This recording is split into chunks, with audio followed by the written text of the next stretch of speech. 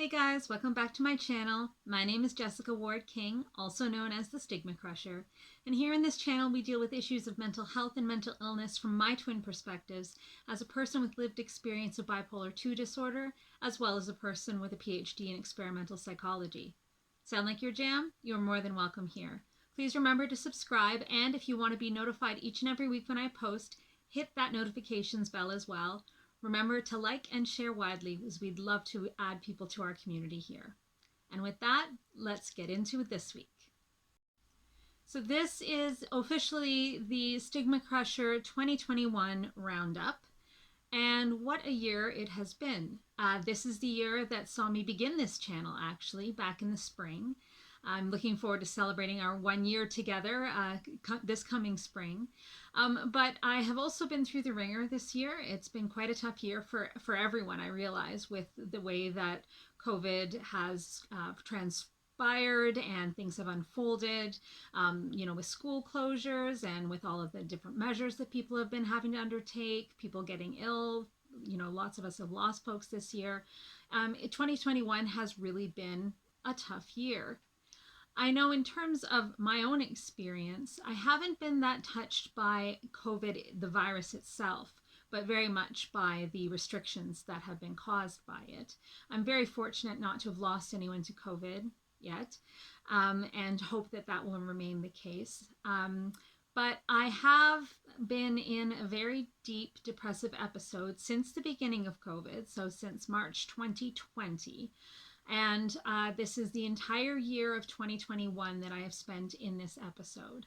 And in this year, I have done a variety of things to try to get myself out. I have increased my deep brain stimulation to its maximum capacity, and that didn't work. I have tried an off-label dopamine agonist that they usually use for Parkinson's disease called pramipexole, to attempt to budge my very stuck depression, and that didn't work, but I did end up with a lazy neck, or a droopy head as they call it, and so I spent most of the summer looking like this. That was very distressing, of course, especially since the treatment didn't work. As you know, I went toxic on lithium during the summer due to other health problems that caused me to not be able to eat and drink properly, and so that threw my electrolyte balances all off, and I had to go off of lithium. You've also been following me as I have trialed Spravato, or esketamine treatments for depression. The initial acute phase did not seem to work. You're going to be getting an update on the top-up doses I've been taking next week, so look forward to that. But I'm very much losing hope that the Spravato or the esketamine is going to be a treatment option for me. And I'm looking forward, sort of, not really, to a 2022 where even more dramatic measures might be needed. I may need to switch to a class of antidepressants called MAOIs, or monoamine oxidase inhibitors, which will require a special diet, lest the tyramine in my body start stacking up and cause illness or death, and will require me to be completely off of antidepressants for 2 weeks before I even begin to start tapering up on the MAOIs. So it's going to be facing quite a period without any antidepressants on board. ECT is also a possibility for the new year, so electroconvulsive therapy. And that's not a lovely prospect either. It gives me some severe memory loss and some cognitive effects, making, living and working and everything difficult. So that's what the beginning of 2022 is looking like. Not at all looking forward to that.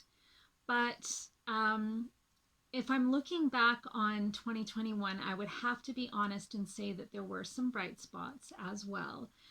So starting this channel was one of them. I find being able to share my experience and share my knowledge to be really rewarding and therapeutic for me. I hope it's also rewarding and therapeutic for you. And I earned a promotion at work this year, which, going along with my continuous depressive episode, is quite a feat that I'm very proud of.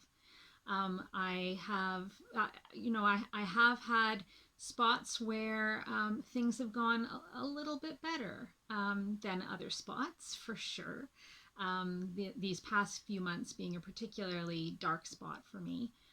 But all of 2021 wasn't a loss. And I have to remind myself of that constantly, that it's not just getting worse and worse and worse and just never going to get any better. I think I'm not usually a big resolutions person. The end of the year is tough for me. My birthday, I celebrated it on the 29th of December. So I will be a 30 something for one more year before I turn 40. And of course, there's the Christmas period, which is not always the easiest, particularly for folks with mental illness. This Christmas period, not particularly easy for anyone. And then there's the New Year's period, which is supposed to be new beginnings and going into, a new year with a clear head and all of those kinds of things. And it just never feels like that for me. And this year, even more so, as we won't be celebrating the new year. We'll probably be putting my son to bed and going to bed ourselves and waking up the next day. And oh, look, it's a different calendar, but it's the same stuff. So I usually am not a big one for it, but I have made a decision this year. I've made a resolution this year. I am going to write every single day. Even if it's only a word or a sentence, even if it's only for that day, but every single day I am going to write. I used to love writing. I would love to write my story and be able to share it that way. And so I'm hoping that if I can even just get myself to put pen to paper for one word a day or more, depending on how I'm feeling, that will be something I can accomplish, something I can feel good about.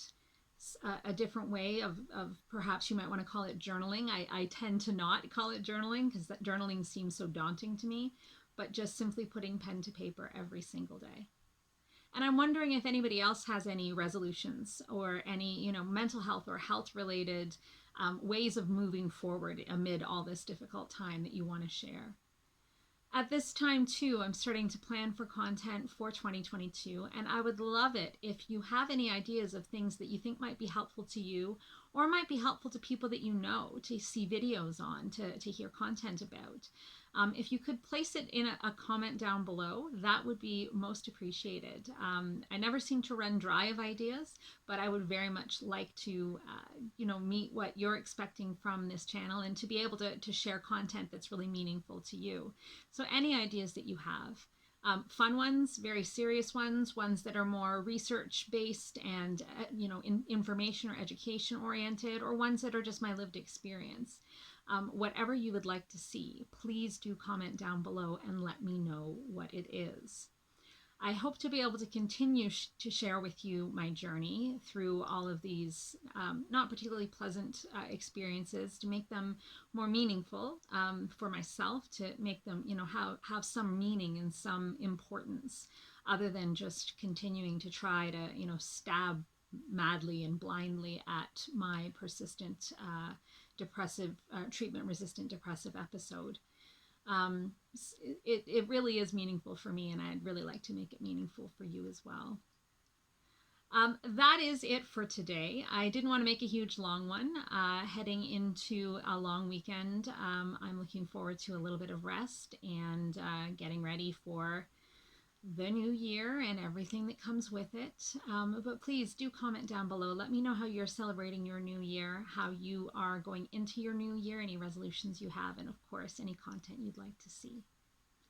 Take care, everyone. Do have a happy new year. Stay safe and healthy, of course. And I will see you next week with, as I said, an update on my ketamine treatments. Take care, guys. Bye. Stigma Crusher.